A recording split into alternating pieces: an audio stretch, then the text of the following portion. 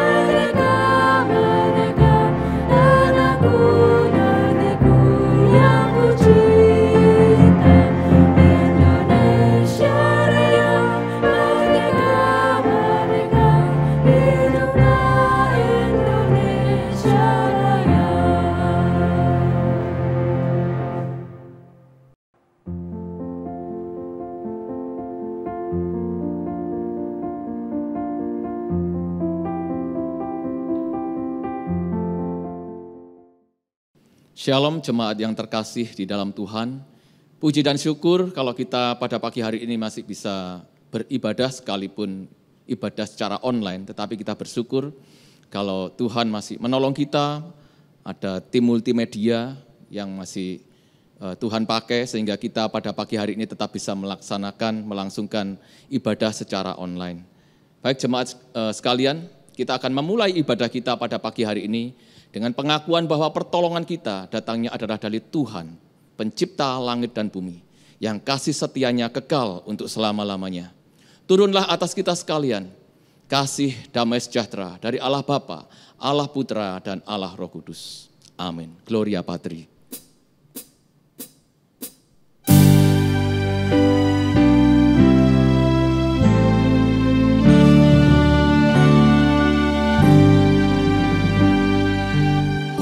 Hormat bagi Allah Bapa, hormat bagi Allah dan Roh Kudus, dari mula sampai sekarang dan seterusnya.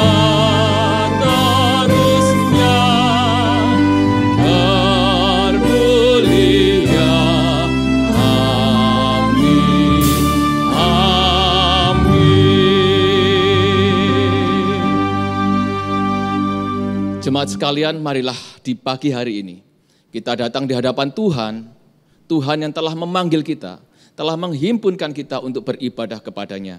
Dengan segenap hati, kita mau memuji Tuhan, Tuhan yang kudus, Tuhan semesta alam.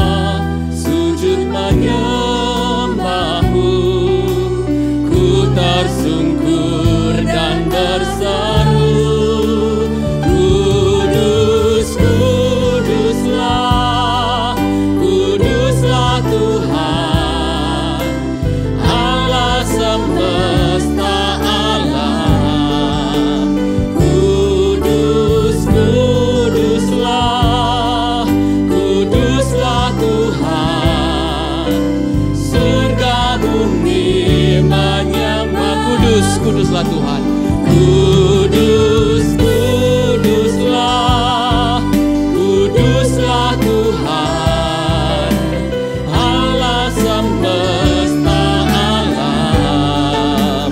Kudus, kuduslah, kuduslah Tuhan, surga bumi menyinari. Sekali lagi, kudus, kuduslah Tuhan.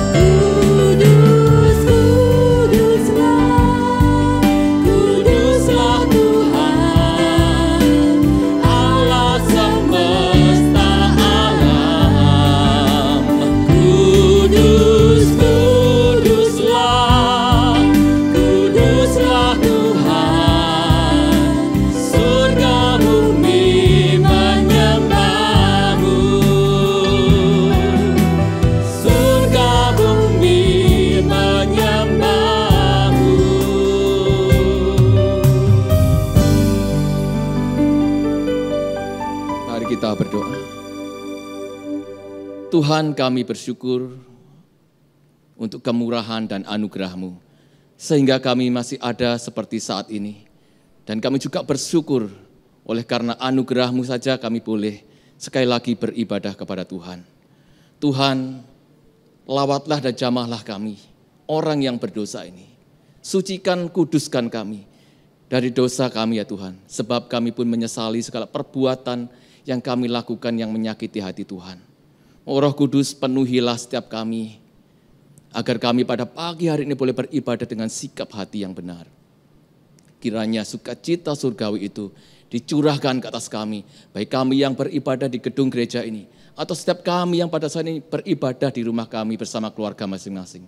Tuhan, biarlah sukacita itu menolong setiap kami untuk memuji Tuhan, untuk beribadah, untuk memuji-Mu dengan penuh sukacita. Terima kasih Tuhan, terima kasih. Di dalam nama Tuhan Yesus Kristus kami berdoa dan kami bersyukur. Amin.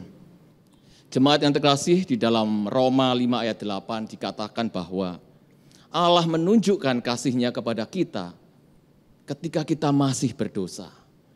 Artinya orang berdosa tidak mungkin mencari Allah, tetapi Allah lebih dulu mencari kita.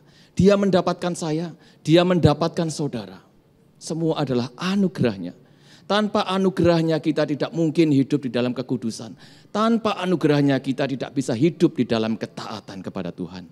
Saudara, mari kita meresponi semua ini, sukacita karena kita telah diselamatkan. Kasih Tuhan, selamatkanku.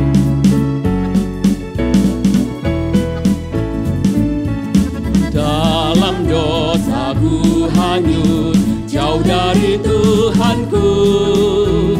Beban dosa menekan, hatiku susahlah. Tuhan Maha Pengasih, Ya dengar tangisku, Ya menyelamatkanku, tak hanyutlah. Kasih Tuhan, selamatkanku. Dengan kasih besar-Nya, selamatkanku. Kasih Tuhan, selamatkanku. Dengan kasih besar-Nya, selamatkanku.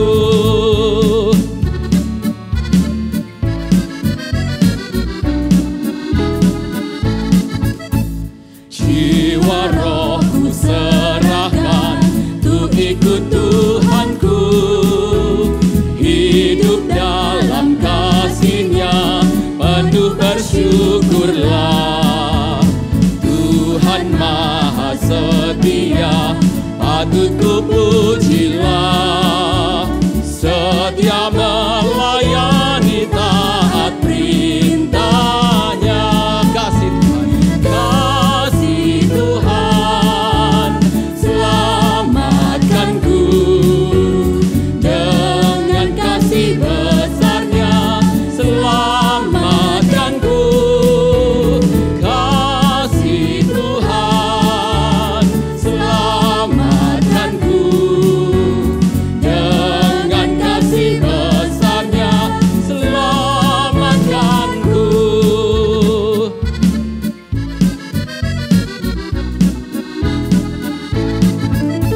Saat diserang bahaya, ku pandang Tuhanku. Kasih-Nya yang melimpah, pasti ditolong-Nya. Tuhan Maha Penguasa, ombak pun taatlah. Dia selamatkanku, tak binasalah. Kasih Tuhan, selamatkanku. Dengan kasih besar-Nya, selamatkanku. Kasih Tuhan, selamatkanku.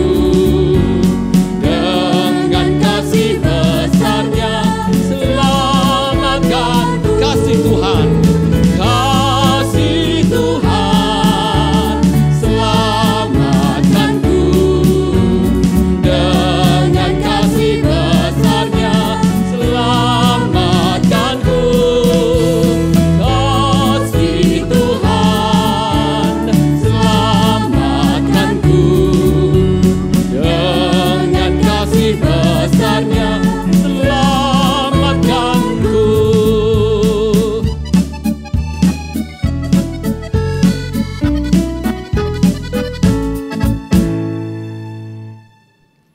Saudara yang terkasih, di dalam lagu hymns yang akan kita nyanyikan setelah ini, hymns yang tergolong dalam hymns modern yang ditulis oleh sepasang suami istri, Keith Getty bersama istrinya Christine. Di dalam hymns ini isinya adalah tentang kerinduan akan firman Tuhan sebagai makanan rohani yang akan menguatkan, akan mengubahkan kita untuk semakin serupa dengan Kristus. Mengubah hati kita, pikiran kita serupa dengan Kristus. Saudara, biarlah lagu ini sekalian menjadi doa kita untuk menyambut firman Tuhan yang sebentar akan kita dengarkan. Mari kita nyanyikan dengan penuh penghayatan. Setiap kalimatnya kita hayati. Kita bersyukur ada tim multimedia yang memberikan terjemahan yang Bapak Ibu sekalian bisa membaca. Speak, O Lord.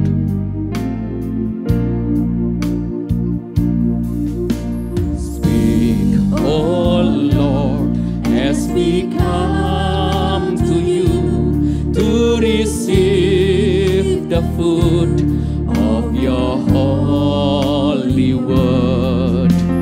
Take your truth, plant it deep in us, shape and fashion us in your likeness, that the light of Christ might be seen today in our acts of love and our deeds of faith.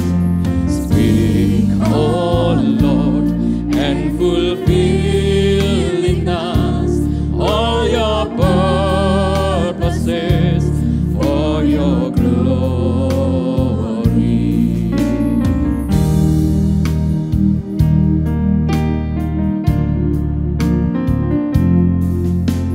Teach us, Lord, full obedience, holy reverence, true humility.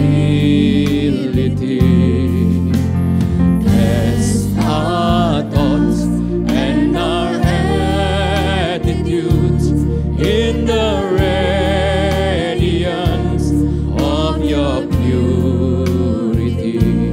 Cause our faith to rise, cause our eyes to see your majestic love and authority. Words of power that can never fail. Let that truth prevail over unbelief.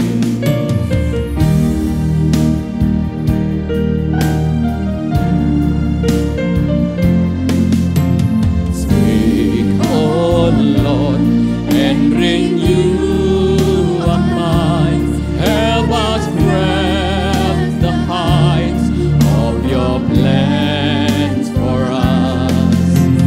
Roots unchanged from the dawn of time that will echo down through eternity.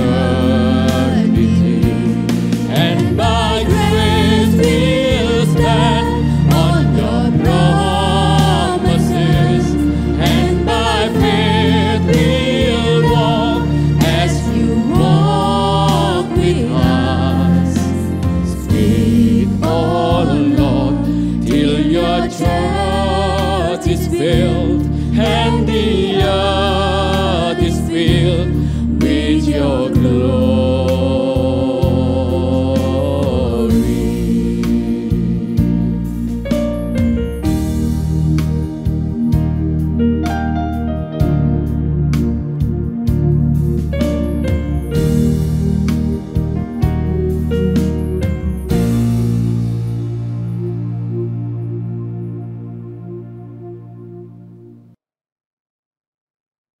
Shalom jemaat dikasih oleh Tuhan. Mari sebelum kita akan merenungkan firman Tuhan, kita masih melanjutkan eksposisi kitab Yosua. Mari sekali lagi kita masuk di dalam doa. Bahwa dalam kerajaan surga akan bersyukur satu kali lagi kami akan segera merenungkan kebenaran firman Tuhan. Biarlah setiap kali kami merenungkan firman-Mu, Tuhan masih boleh memberikan suatu kerinduan, satu kehausan di dalam hati kami, sehingga jangan kiranya perenungan firman Tuhan hanya menjadi sesuatu rutinitas, tapi biarlah setiap kali firman Tuhan diberitakan, kehendak Tuhan dinyatakan, dan kami boleh semakin diubah seturut dengan gambar Tuhan. Kami berdoa pakai hamba-Mu yang sangat-sangat tidak berlayak ini, yang begitu penuh dengan kelemahan. Kiranya Tuhan masih boleh memakai dia, dan persiapkanlah setiap jemaat Tuhan di mana kami berada. Terima kasih Bapa dalam kerajaan surga, dalam nama Yesus kami berdoa dan kami bersyukur. Amin.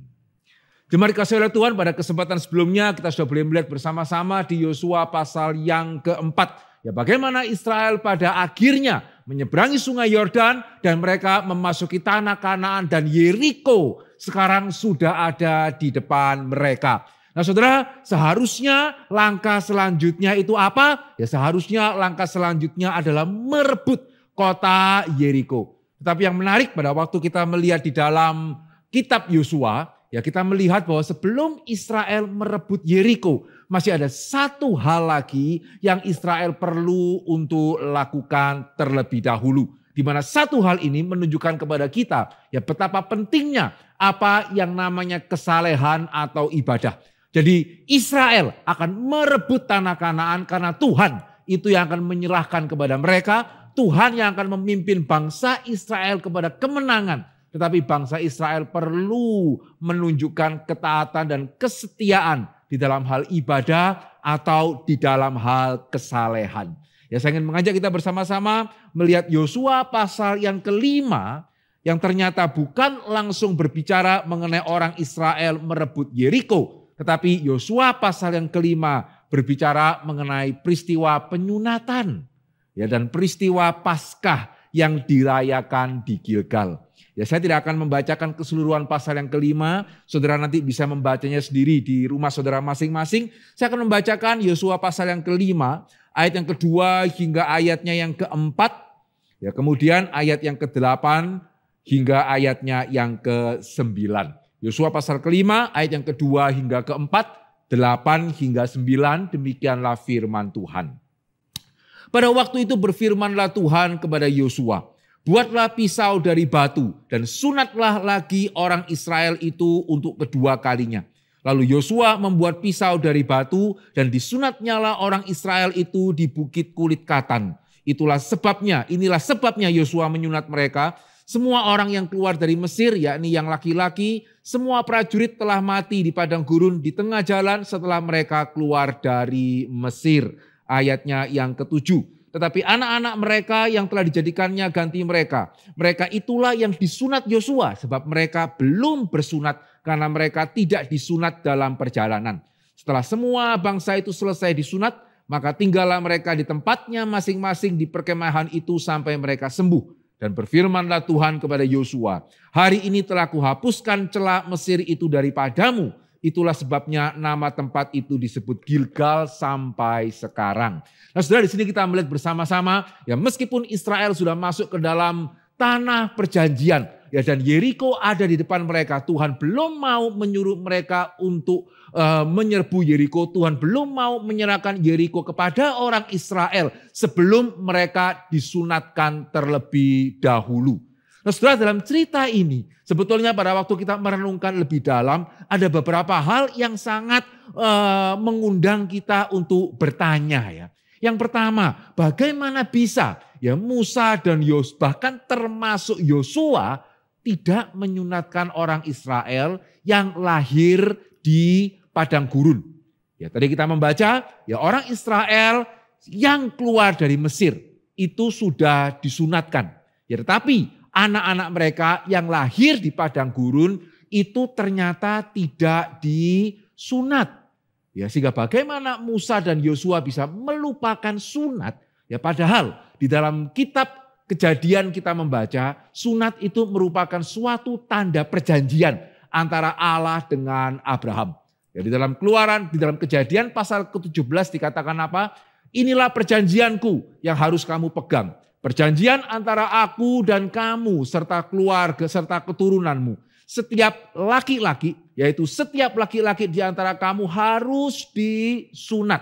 Dan orang yang tidak disunat, ya yakni laki-laki yang tidak dikerat kulit katannya, maka orang itu harus dilenyapkan dari antara orang-orang sebangsamu. Ia telah mengingkari perjanjianku. Ya, sehingga di sini kita melihat bagi bangsa Israel, sunat merupakan sesuatu hal yang penting. Ya, tanda dari perjanjian Allah dengan bangsa Israel, sehingga Allah memandang sangat serius laki-laki Israel yang tidak disunat.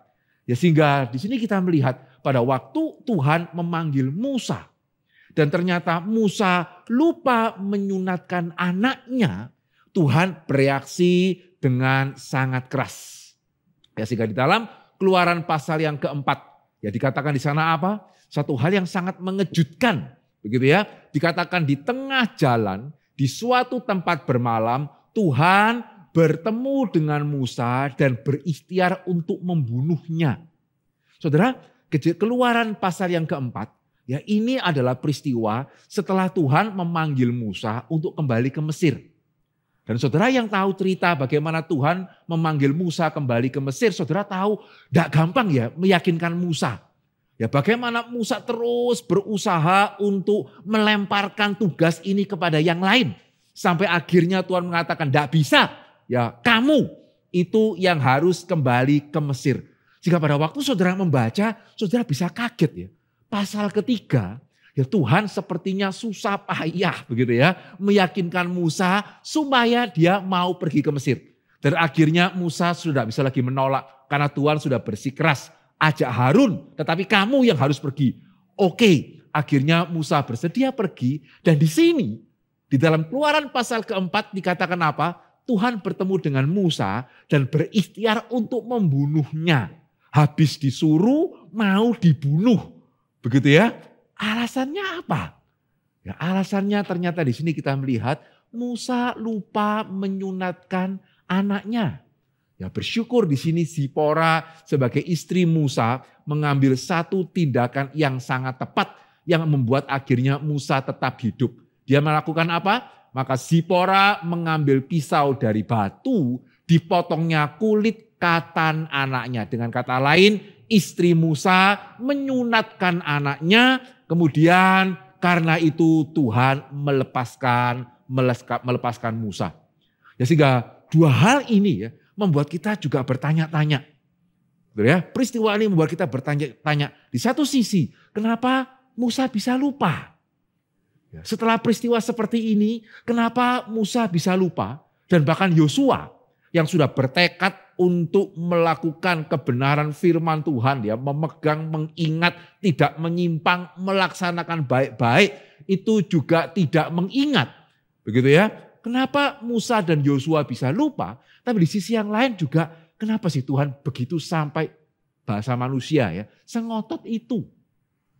Betul ya? Ganjil kan? Habis dipanggil, diharuskan untuk Musa mau kembali ke Mesir, tetapi justru kemudian di tengah jalan mau dibunuh karena lupa menyunatkan anak. Ya, hingga di sini kita melihat apa ini? Kenapa hal sunat? Ya, kenapa hal ibadah itu sedemikian serius? Dan kenapa Yosua dan Musa bisa lupa? Nah, setelah kalau kita melihat dari kacamata Yosua dan Musa ya, kenapa mereka tidak menyunatkan anak-anak Israel yang keluar dari Mesir, yang lahir di padang gurun? Maka di dalam satu sisi kita bisa melihat secara manusia, ya secara manusia mungkin bisa dimengerti karena memang tidak gampang. Ya, tidak mudah ya menyunat sedemikian banyak anak di padang gurun. Ya, tadi saudara membaca apa? Tuhan meminta Yosua menyunat, kemudian Yosua mesti membuat pisau dari batu.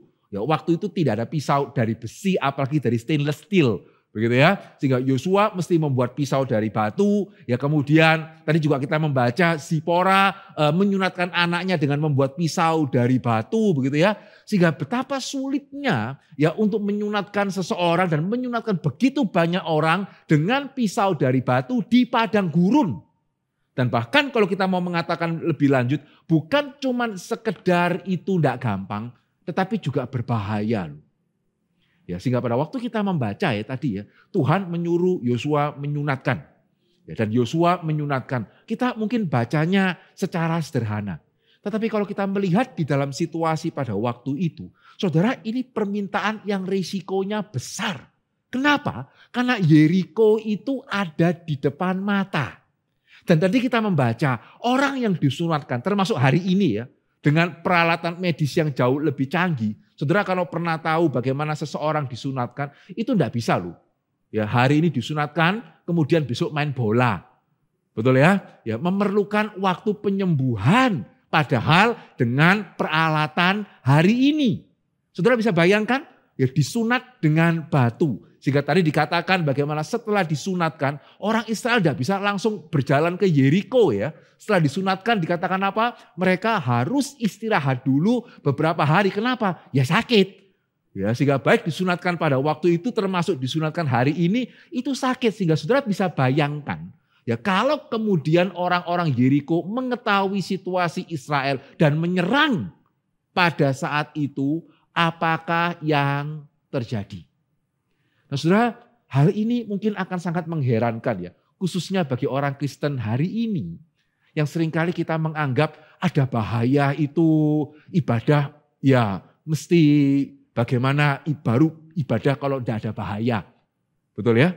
Karena kita melihat dari perjanjian lama maupun perjanjian baru, ibadah itu bahaya.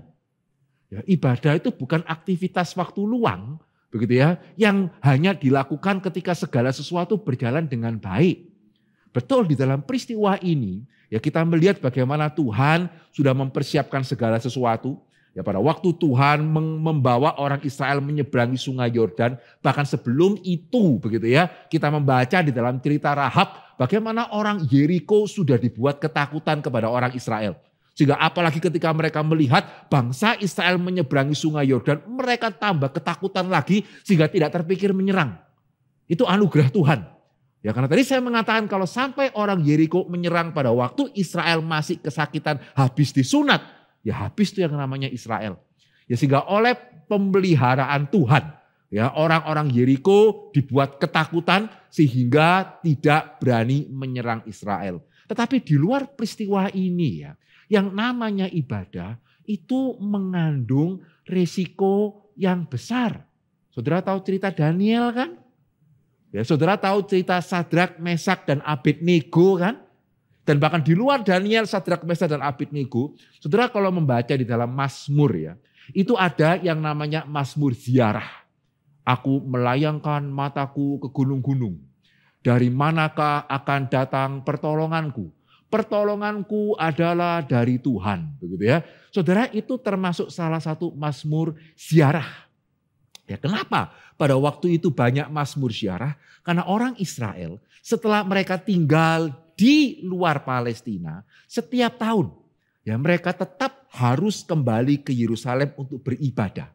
Dan perjalanan ke Yerusalem itu tidak sepenuhnya aman. Itu kenapa saudara pernah membaca di dalam Injil cerita mengenai orang Samaria yang baik hati ya, yang menolong orang yang dirampok. Ya, sehingga perjalanan ke Yerusalem itu tidak seperti hari ini perjalanan Surabaya ke Jakarta pakai jalan tol. Begitu ya, perjalanan ke Yerusalem itu perjalanan yang tidak mudah dan perampok pada waktu itu begitu banyak. Itu kenapa waktu keluarga Yesus ya kemudian ke Yerusalem. Ya, mereka kemudian yang pada waktu pulang Yesus ketinggalan itu dikatakan mereka berjalan bersama-sama dengan kelompok banyak orang. Kenapa? Ya lebih aman. Ya kalau bersama-sama ke Yerusalem, bersama-sama pulang dari Yerusalem, kalau orang banyak perampoknya setidaknya mikir beberapa kali untuk mau merampok ya. Sehingga di sini kita melihat ibadah ya di perjanjian lama, di perjanjian baru dan juga di dalam sejarah gereja. Ya, ibadah itu resiko. Ya, hari ini saja yang kita mempunyai satu keistimewaan begitu ya. Bisa beribadah tanpa resiko apa-apa. Ya, sehingga kemudian menimbulkan suatu pertanyaan. Kalau ibadah itu begitu beresiko, kenapa Tuhan sedemikian bersikeras? Harus berziarah ke Yerusalem. Begitu ya. Dan harus disunat. Bahkan ketika Musa lupa menyunatkan anaknya, Tuhan hampir saja mengakhiri nyawa Musa. Ya, sehingga kenapa Tuhan begitu bersikeras di dalam hal ibadah. Nah, saudara, satu hal yang kita perlu menyadari bersama-sama pada hari ini. Khususnya tadi ketika saya mengatakan hari ini ibadah seolah-olah itu adalah ya aktivitas yang tidak terlalu diprioritaskan. Begitu ya, sibuk sedikit, tidak ibadah. Anak ujian sedikit, tidak usah ke sekolah minggu. Begitu ya. Saudara, karena kita kurang menyadari ibadah itu apa. Ya, kenapa ibadah itu begitu penting? Kenapa kesalehan itu sedemikian penting? Karena ibadah itu secara langsung berkenaan dengan Allah dan apa yang Allah itu sudah berikan. Perhatikan baik-baik. Di satu sisi, semua pelanggaran hukum Tuhan itu berkenaan dengan Allah. Ya, pada waktu kita mencuri, ya kita sedang tidak menghormati Allah yang memerintahkan jangan mencuri. Ya, pada waktu kita tidak menghormati orang tua, kita tidak menghormati Allah yang memerintahkan jangan atau memerintahkan hormatilah orang tuamu. Sehingga sebetulnya pelanggaran hukum apapun itu berkenaan dengan Allah. Tetapi hukum ibadah ya sifatnya itu lebih langsung. Ya, saudara kepada Tuhan itu secara langsung. Ya, jangan mencuri, berkenaan juga dengan orang lain. Hormatilah orang tuamu, berkenaan juga dengan orang lain. Jangan berzina, berkenaan juga dengan orang lain. Tetapi beribadahlah kepada Tuhan. Di sini kita melihat meskipun juga berkenaan dengan orang lain ya. Karena kita beribadah bersama-sama, kita menyanyi bersama-sama. Tetapi yang terutama adalah berkenaan dengan Tuhan secara langsung. Ya, sehingga di sini kita melihat kenapa ibadah itu penting. Karena ibadah itu merupakan salah satu ukuran yang paling konkret. Sejauh mana kita setia kepada perjanjian yang Tuhan adakan dengan kita. Sejauh mana kita setia dengan komitmen kita kepada Tuhan. Bahkan sejauh mana kita itu setia kepada Tuhan itu sendiri. Tidak bisa tidak. Ya, kesetiaan kepada Allah tidak bisa dipisahkan dari kesetiaan beribadah. Orang yang tidak sungguh-sungguh beribadah pasti dia tidak setia kepada Tuhan. Apakah kalimat yang terlalu berani? Saya yakin tidak. Ya, sehingga orang yang tidak beribadah, dia tidak mungkin setia kepada Tuhan. Dan orang yang tidak sungguh-sungguh beribadah sebetulnya sedang mempunyai Tuhan yang lain. Tidak mungkin, tidak. Saya tidak beribadah karena jaga toko. Berarti Tuhanmu apa? Orang yang tidak beribadah karena jaga toko, betulkah Tuhannya Tuhan atau Tuhannya toko? Saya tidak beribadah, begitu ya, karena saya mesti lari pagi. Berarti Tuhanmu apa? Ya, saya mesti tidak ibadah karena saya ada hobi. Hobi itu mesti dikerjakan hari Minggu. Tuhanmu apa? Hobimu atau Tuhanmu? Yang mana? Anak saya tidak boleh ke sekolah Minggu karena dia mesti ada ujian. Kembali. Berarti Tuhanmu itu apa? Engkau menyuruh anakmu itu mengutamakan siapa? Tidak bisa loh. Ya, sehingga seseorang yang tidak sungguh-sungguh beribadah, saudara omong kosong kalau orang itu mengatakan, saya masih cinta Tuhan. Menurut siapa? Ya, jangan-jangan perasaan aja ya. Saudara merasa mencintai Tuhan, Tuhan tidak merasa engkau mencintai dia. Karena buktinya tidak ada waktu untuk Tuhan kok. Begitu ya. Sehingga di sini kita melihat kenapa ibadah itu sedemikian penting. Ya, karena ibadah itu berkenaan dengan Tuhan itu sendiri. Dan ketika engkau tidak beribadah, tidak mengusahakan diri untuk beribadah, berarti engkau sedang meletakkan sesuatu hal yang lain di tempat yang seharusnya kita berikan kepada Tuhan. Saudara, ini yang pertama.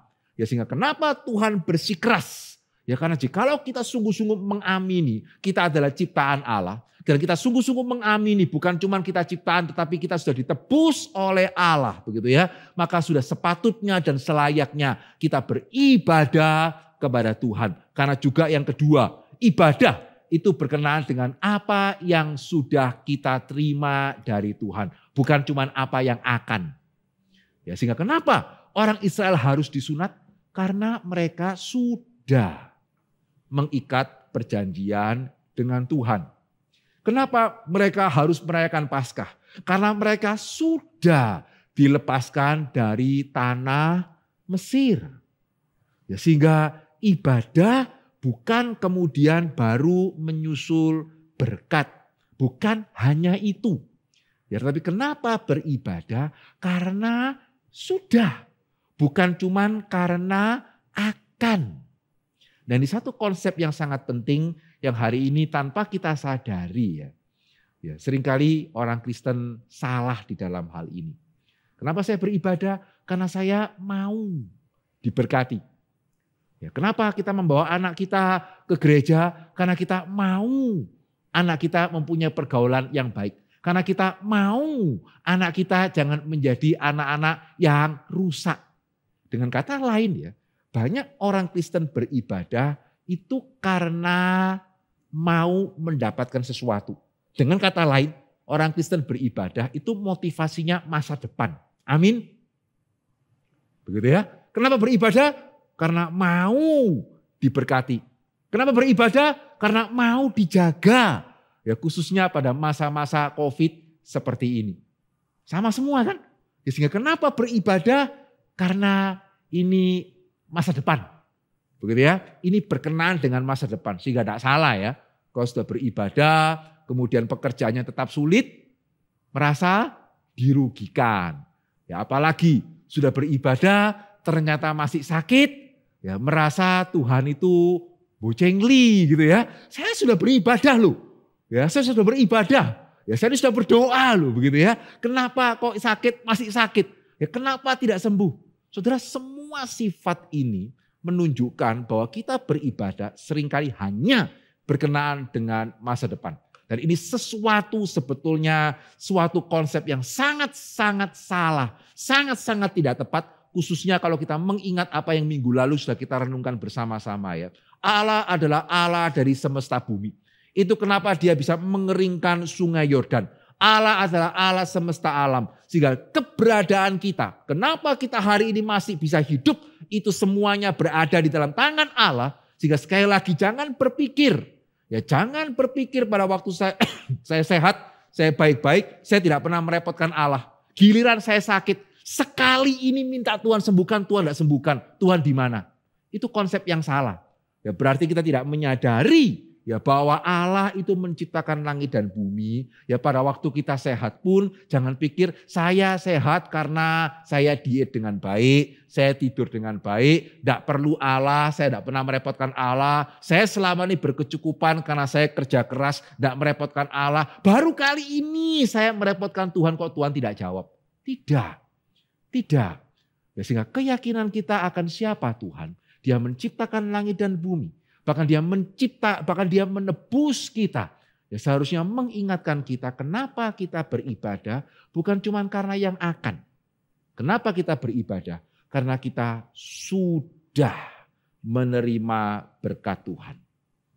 Sehingga saudara coba pikirkan ya, apa bedanya ya antara bosan makan dengan bosan ibadah? Siapa yang sudah bosan ibadah online?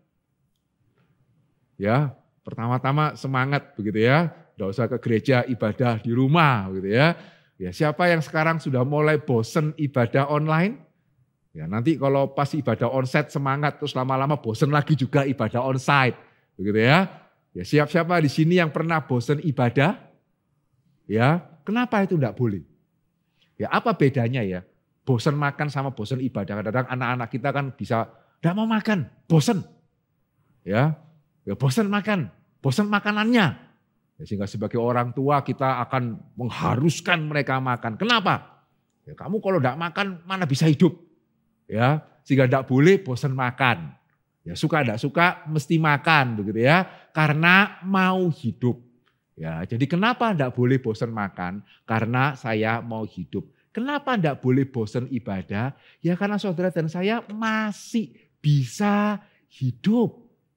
Ya, bukan cuma sekedar karena kita masih mau hidup, kita masih mau Tuhan menyertai, kita masih mau Tuhan jangan membuat kita kemudian dalam kesulitan begitu ya. Bukan hanya itu. Tapi kenapa kita beribadah? Saudara, bukan cuma karena kita mau hidup ya. Karena saudara masih hidup. Ya karena saya masih hidup. Saya tidak tahu apakah minggu depan atau bulan depan atau besok bahkan saya akan bisa terdampak COVID atau tidak. Tapi bagaimanapun besok realitanya hari ini saya masih hidup. Dan kalau hari ini saya masih hidup berarti sampai hari ini Tuhan yang memberikan kepada saya hidup. Ya karena dia pencipta langit dan bumi. Ya, sehingga kalau saya menyadari hal itu, maka ketika Tuhan masih memberikan saya hidup sampai hari ini, ya hari ini saya harus beribadah meskipun saya tidak tahu besok seperti apa. Jika saudara jangan kita menganggap beribadah itu seperti saya sudah bayar kok nggak dapat barangnya ya. Begitu ya. Atau saya sudah bayar kok barangnya itu tidak seperti yang dijanjikan. Tidak. Orang Kristen itu tidak pernah bayar di muka. Tuhan itu yang selalu bayar di muka. Ya, karena Yesus mati dulu baru saudara bisa diselamatkan. Bukan saudara mau diselamatkan dulu baru kemudian setelah kita cukup baik Yesus baru mati untuk kita. Enggak. Ya, sehingga orang Kristen tidak boleh berpikir saya sudah bukan cuma DP ya, saya sudah bayar penuh. Kenapa kok enggak dapat barangnya? Sudah dapat. Ya, sehingga ini satu hal yang kita mesti sadari bersama-sama. Ya, ibadah tidak hanya berkenaan dengan masa depan, ibadah berkenaan dengan apa yang Tuhan sebagai pencipta langit dan bumi sudah berikan kepada kita. Ya, keberadaan kita, kehidupan kita, kesehatan kita, keluarga kita. Itu bukan sekedar karena kita kerja keras. Ya, bukan cuma sekedar karena kita itu dietnya bagus. Ya, tapi Tuhan memakai semua itu bagaimana memberikan kita hidup hingga hari ini. Dan karena kita masih hidup, maka kita beribadah. Jelas ya? Ya, sehingga kenapa ibadah itu sedemikian penting di hadapan Tuhan? Ya karena pada waktu kita tidak beribadah kepada Tuhan, ya saudara cuma mau dapatnya. Saudara bahkan mengakui pun tidak mau. Itu tidak baik. Ya, kita tidak mungkin bisa membayar apa yang Tuhan itu berikan kepada kita. Amin. Saudara mau kasih apa? Ya kepada Allah untuk bisa menggantikan anaknya yang dikorbankan untuk kita. Kita tidak mungkin bisa memberikan kepada Allah apa yang Allah berikan kepada kita. Tetapi kalau kita sudah tidak bisa memberikan apa yang Allah berikan kepada kita. Dan saudara ngakui pun tidak mau. Itu luar biasa, tidak baik. Sehingga hari ini saudara yang mulai bosan beribadah. Ya saudara hari ini masih hidup apa enggak? Dan saudara sadar enggak hidup itu berasal dari siapa? Ya, dan kalau kita menyadari maka sama ya. Seperti anak bosan makan ya harus makan. Ya, demikian pula kita tetap harus sungguh-sungguh beribadah. Sehingga sudah kita melihat dua alasan ya. Mengapa ibadah itu penting? Yang pertama, karena ibadah berkenaan dengan Allah. Kesalehan itu berkenaan dengan Allah. Bukan cuma sekedar berkenaan dengan moral. Ya demikian juga yang kedua. Ya karena kita sudah menerima pemeliharaan Tuhan. Nah baru kemudian yang ketiga di sini kita juga harus mengamini. Ya kenapa ibadah itu penting? Karena kenapa kesalehan itu penting? Karena kesalehan juga mengandung janji. Ya, sehingga tadi saya mengatakan bahaya ya, hati-hati kalau kita beribadah hanya semata-mata berkenaan dengan hari depan. Tapi saya selalu juga mengatakan tadi ya, hanya ya karena memang betul ya ibadah juga berkenaan dengan hari depan. Karena ibadah itu mengandung janji. Ya kan di perjanjian baru kita melihat apa? Paulus mengatakan latihan badani terbatas gunanya. Tetapi ibadah itu berguna dalam segala hal. Karena mengandung janji. Yang namanya janji itu berarti ya untuk depan. Betul ya? Saya janji belikan sepeda. Ya berarti ya masih entah nanti atau besok tapi masih masa depan. Itu namanya janji. Ibadah itu mengandung janji. Baik untuk hidup ini maupun untuk hidup yang akan datang. Ya sehingga saudara di sini kita melihat di satu sisi kita mesti mengingat ya ibadah itu penting karena apa yang sudah kita terima. Tapi di sisi yang lain tidak salah juga dan bahkan betul. Kenapa kita beribadah? Ya karena kita bukan hanya sudah menerima penyertaan Tuhan. Saudara dan saya masih perlu penyertaan Tuhan untuk ke depannya. Ya, sehingga di sini kita melihat ya, bagaimana kita bersyukur. Yosua ya, meskipun sempat lupa. Betul ya? Yosua sudah bersungguh-sungguh berusaha untuk menaati Taurat. Tapi bagaimanapun, dan saya berkali-kali mengatakan Tuhan menghargai proses. Ya, Tuhan menghargai proses. Jika di dalam peristiwa Yosua, Tuhan tidak kemudian berikhtiar mau membunuh dia seperti Tuhan mau membunuh Musa, begitu ya. Tuhan memberikan perintah kepada Yosua dan di sini kita melihat Yosua dan orang Israel langsung taat. Ini bagus. Ya, sehingga Yosua tidak langsung otomatis bisa sempurna ya. Betul ya? Tidak langsung otomatis bisa menjadi seperti Musa. Tetapi jiwanya sudah jiwa taat. Orang mau taat juga bisa lupa, bisa lalai. Tapi di sini kita melihat ketika Tuhan mengingatkan Yosua, sunat. Yosua tidak pakai nanya Tuhan, orang Yeriko di depan mata. Begitu ya? Kalau kita sunat kemudian mereka serang kita, Tuhan jadi apa? Ya, mana bisa kita menghadapi mereka? Kita tahu orang Yeriko bagaimana semakin ketakutan kepada orang Israel. Yosua kan tidak tahu. Ya, tapi di sini kita melihat bagaimana Yosua meskipun sempat lupa. Tetapi sudah ada perubahan. Jika pada waktu Tuhan memerintahkan kamu harus sunat. Yosua tidak pakai tanya. Dia buat pisau dari batu. Ya, karena sekali lagi ini masih zaman batu ya. Belum ada besi, belum ada tembaga bisa dipakai untuk pisau. Dan Yosua mengkerat kulit katan dari setiap laki-laki Israel. Itu peristiwa yang tidak gampang. Ya, sedemikian banyak orang Israel, laki-lakinya itu semua kesakitan. Itu ketidakberdayaan total. Itu perlu iman sungguh-sungguh kepada Tuhan. Tapi kita bersyukur bagaimana Yosua dan orang Israel mereka berani mengambil risiko untuk taat kepada Tuhan. Dan bahkan setelah itu kalau saudara membaca di ayat yang selanjutnya, mereka juga merayakan Paskah. Ya, mereka mengingat Tuhan yang sudah melepaskan mereka dari Mesir. Ya, mereka kembali mengingat kebaikan Tuhan. Sehingga karena Yosua dan orang Israel menunjukkan ketaatan mereka, menunjukkan kesetiaan mereka, maka sebetulnya dari sini saja kalau kita mengerti bagaimana Tuhan berelasi dengan umatnya, kita akan tahu ke depan ini pasti akan lancar. Begitu ya. Meskipun bahkan kita tidak lagi perlu membaca Yosua 6, 7, 8, 9, 10. Kita bisa memastikan karena Yosua setia, Israel setia. Mereka sungguh-sungguh dalam hal ibadah. Maka Tuhan akan memenangkan mereka. Tuhan akan menyerahkan bangsa Kanaan kepada mereka. Padahal seharusnya orang Israel tidak mempunyai kemampuan itu. Masih ingat ya, mengintai pun langsung ketahuan. Masih mending yang diutus oleh Musa.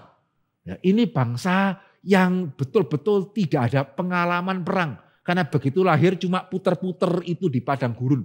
Tetapi karena mereka setia dan mereka sungguh-sungguh di dalam kesalehan, maka kita melihat beberapa hal itu langsung terjadi. Ya, di dalam Yosua pasal yang kelima ayat yang ke-9 dikatakan apa? Setelah Israel itu disunatkan, Tuhan mengatakan, hari ini telah kuhapuskan cela Mesir itu daripadamu. Apa maksudnya cela Mesir di sini? Karena bangsa Mesir itu ketawa ya. Hebat sih, ya keluar melintasi Laut Merah, tapi kemudian puter-puter 40 tahun di padang gurun. Begitu ya, mati semuanya di padang gurun. Tuhannya bosen ya. Begitu ya, Tuhannya tidak lagi menyertai ya. Mana itu Tuhan yang katanya berkuasa. Sehingga Tuhan mengatakan hari ini aku akan menghapuskan cela Mesir daripadamu. Ya, dengan kata lain Tuhan mau mengatakan aku akan menyerahkan ya tanah Kanaan ini kepadamu. Yang langsung dibuktikan di ayat yang ke-11. Ya, pada hari sesudah Paskah mereka makan hasil negeri itu, yakni roti yang tidak beragi dan berti gandum pada hari itu juga. Ya, hari itu juga bangsa Israel menikmati hasil bumi Kanaan. Hari itu juga mana berhenti. Ya, karena sekarang tidak lagi perlu mana. Ya, sekarang orang Israel bisa makan dari hasil tanah Kanaan. Dan di ayat yang ke-13 saudara nanti bisa membaca, panglima bala tentara Tuhan menghampiri Yosua memastikan ya, tanah ini akan diserahkan kepada mereka. Sehingga itu kenapa tema kita hari ini adalah kesalehan sebelum kemenangan. Sehingga di satu sisi salah ya, kalau kita mau beribadah itu untuk jual beli sama Tuhan. Saya sudah kasih DP, ya Tuhan mesti kasih barang. Begitu ya, apalagi curang ya. Kita mancingnya pakai teri, mintanya kakap. Begitu ya, kita kasihnya sedikit, mintanya yang banyak. Itu saudara sikap yang berarti kita tidak menyadari apa yang Tuhan sudah berikan kepada kita. Tetapi juga di sisi lain kita melihat Kita kenapa beribadah? Di satu sisi karena kita sudah menerima apa yang dari Tuhan. Tapi di sisi yang lain karena memang ada janji untuk yang sungguh-sungguh beribadah kepada Tuhan. Sehingga saya tidak sedang mau mengatakan barang siapa beribadah kepada Tuhan pasti tidak akan mengalami apa-apa ataupun mengalami pasti yang kecil-kecil. Tidak. Tetap dalam dunia berdosa ya. Bisa ada seperti Ayub. Ya, orang Yesus demikian saleh tapi harus mengalami bertubi-tubi kesulitan. Ada. Tapi di sisi yang lain saya juga sangat-sangat mengamini mereka yang menghargai Tuhan, Tuhan menghargai mereka. Karena itu apa yang firman Tuhan katakan. Siapa yang tidak menghargai Tuhan, Tuhan juga tidak akan menghargai mereka. Siapa yang menghargai Tuhan, Tuhan menghargai mereka. Bagaimana menghargai Tuhan? Tidak cukup hanya dengan menjadi orang yang baik, tidak merugikan orang lain, begitu ya. Bagaimana menghargai Tuhan? Harus juga dengan kita beribadah kepada Tuhan. Sehingga mari hari ini kita boleh merenungkan bersama-sama ya. Sungguhkah kita menganggap ibadah sebagai hal yang penting? Kalau tidak, kenapa? Ya, saudara merasa Tuhan tidak penting? Atau saudara merasa selama ini betul-betul tidak perlu Tuhan? Kayak kita dari monyet, bukan ciptaan Tuhan, ada ya ada sendiri, sekedar produk kebetulan, hasil evolusi, tidak kena mengena dengan Tuhan? Ya, sehingga kenapa kita tidak menganggap penting menyembah Tuhan? Saudara merasa hobimu lebih perlu disembah? Ya, engkau merasa sumber bahagiamu itu adalah usahamu, bukan Tuhan? Ya seperti itukah? Ya, sehingga betulkah hari ini kita menganggap ibadah sebagai hal yang penting? Dan sejauh mana kita mengamini kebenaran yang sama-sama kita renungkan pada hari ini. Ibadah, kesalehan itu penting. Karena berkenaan dengan Allah. Ya, ibadah, kesalehan itu penting karena berkenaan dengan apa yang kita sudah terima. Ya, kita harus menjadi orang yang tahu bagaimana mengakui. Kita tidak mungkin membalas kebaikan Tuhan, tapi ya jangan tidak mau mengakui. Ya, kita mesti mengakui kebaikan Tuhan. Dan juga yang ketiga, karena kita percaya akan janji Tuhan. Kalau kita setia kepada Tuhan, Tuhan terlebih lagi setia kepada kita. Amin. Mari kita berdoa. Bapa di dalam kerajaan surga, kami sungguh bersyukur dan berterima kasih sekali lagi ya Tuhan. Kalau besar setiamu kepada kami, meskipun juga ampunilah kami kalau seringkali kami tidak menyadarinya. Ampunilah ya Tuhan kalau seringkali kami merasa tidak perlu beribadah. Seperti kami bisa hidup dengan kekuatan kami sendiri. Kami tidak merasa memerlukan Tuhan. Dan kami tidak merasa perlu mengakui pekerjaan Tuhan, pemeliharaan Tuhan dalam hidup kami. Ampunilah kami ya Tuhan. Biarlah cerita ini, renungan pada hari ini, firman Tuhan boleh mengingatkan kami bahwa Tuhan sudah terlebih dahulu menciptakan kami. Bahkan Kau terlebih dahulu menebus kami ya Tuhan. Sehingga sudah selayaknya dan sepatutnya kami beribadah kepada Tuhan. Jangan biarkan kami undur dari ibadah kami. Jangan biarkan kedagingan kami, kemalasan kami ya Tuhan membuat kami melupakan penyertaan Tuhan. Meskipun kami tidak tahu besok kami akan seperti apa. Ya Tuhan, ajarlah kami sungguh-sungguh di dalam ibadah kami ya Tuhan. Dan biarlah kami juga boleh melihat Tuhan, penyertaan Tuhan senantiasa ada atas kami. Kami juga mau bersama-sama berdoa bagi jemaat Tuhan yang di dalam pergumulan pada hari ini ya Tuhan. Tuhan boleh melihat mereka. Jikalau mereka mulai undur dari ibadah mereka. Kalau mereka mulai kecewa kepada Tuhan. Karena sepertinya Tuhan tidak menyertai mereka. Biarlah mereka menyadari juga. Biarlah Tuhan mengingatkan mereka. Karena bagaimanapun sampai hari ini mereka masih hidup. Dan mereka masih bisa makan, mereka masih bisa minum, mereka masih bisa menyekolahkan anak-anak mereka. Biarlah mereka mengingat juga itu dari Tuhan asalnya. Sehingga Tuhan boleh kembali menguatkan iman mereka. Dan Tuhan boleh melepaskan mereka dari pergumulan yang hari ini mereka sedang alami. Ya Tuhan, sungguh kami memerlukan penyertaan Tuhan di dalam hidup kami pada masa-masa seperti ini. Dan biarlah Tuhan berkenan untuk boleh memberikannya kepada kami. Terima kasih Bapa dalam kerajaan surga, suara manusia sudah berlalu, biarlah Roh Kudus Tuhan yang boleh berbicara kepada kami. Di dalam nama Yesus kami berdoa dan kami bersyukur. Amin. Puji Tuhan, mari Jemaat yang dikasihi oleh Tuhan, bersama-sama dengan jemaat Tuhan di segala tempat dan segala abad, kita mau mengakukan pengakuan iman kita. Mari kita mengakukan pengakuan iman kita seturut pengakuan iman rasuli yang sedemikian.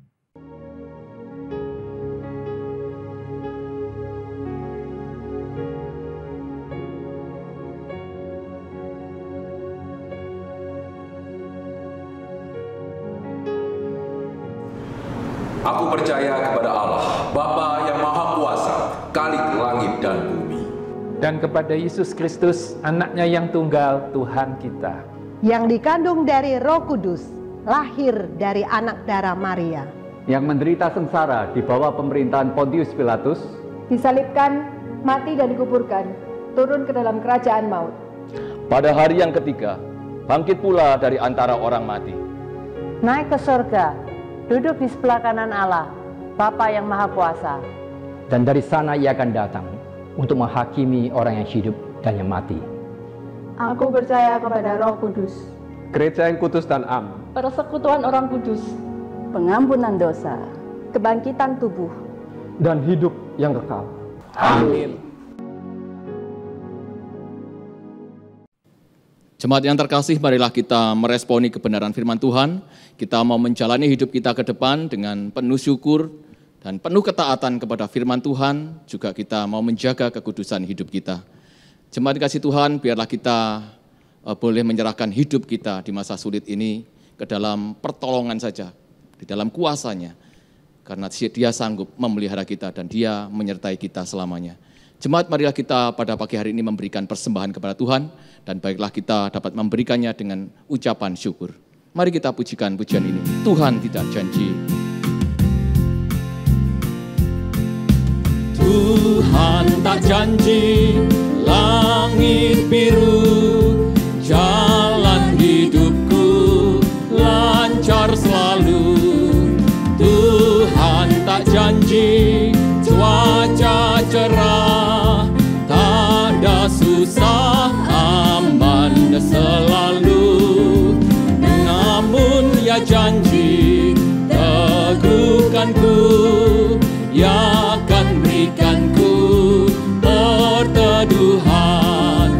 Ujian datang, ya menolong, kasih-Nya tak berkesudahan.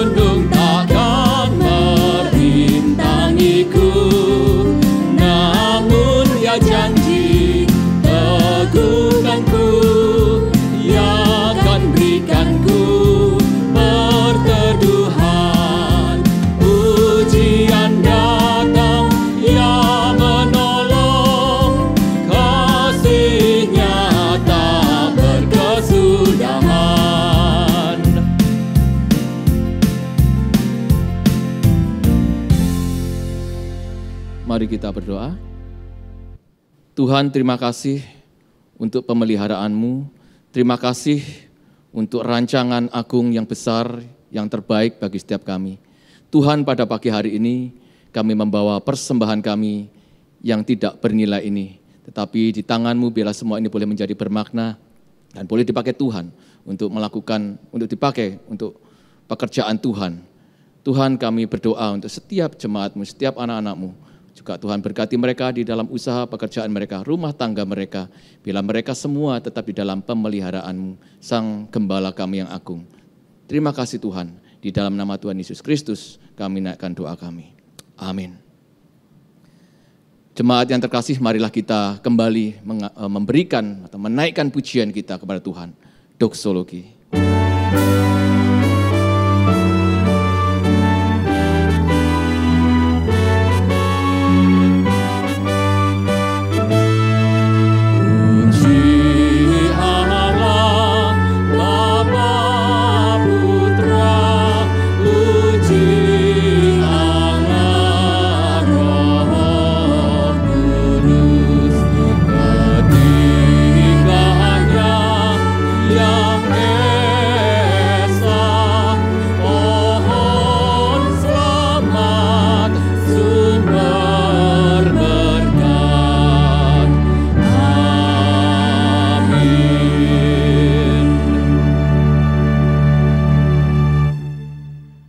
Jemaat kasih oleh Tuhan, mari dari tempat kita masing-masing kita boleh menerima berkat yang daripada Tuhan.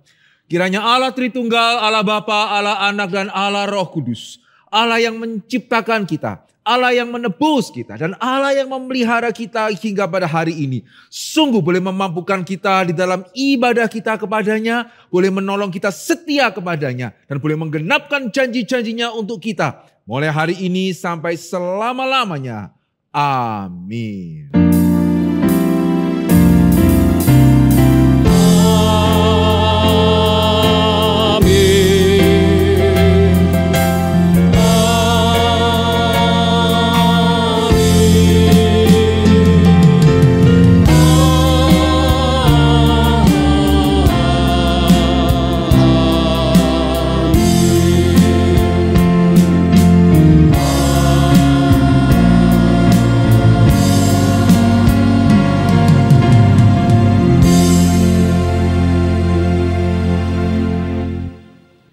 Terima kasih oleh Tuhan, bersyukur pada hari ini sekali lagi kita boleh beribadah.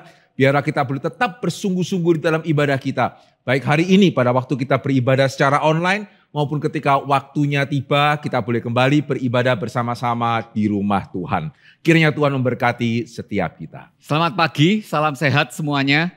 Hari ini ada beberapa pengumuman penting mengingatkan untuk bagi yang sudah mendaftar ESBS. Kita akan meneruskan dengan topik yang ketiga yaitu Knowing Your Calling. Jadi besok 17 Agustus jam 7 malam, Paulus sudah mengetahui panggilannya. Tuhan sudah begitu jelas dengan panggilan Paulus. Bagaimana dengan kita? Apakah kita juga sudah jelas dengan panggilan kita? Mari kita ikuti untuk ESBS besok jam 7 malam dengan pembicara Pendeta Henry Ongkowijoyo. Lalu yang kedua, OPM yaitu Online Prayer Meeting.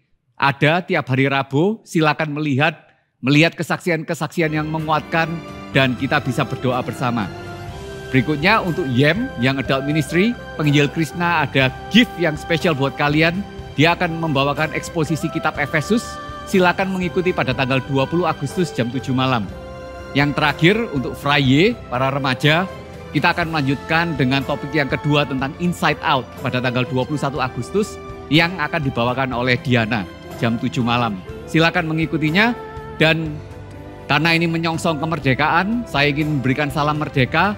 Kita belum bisa merdeka daripada corona, tapi kita bisa merdeka dari ketakutan kita.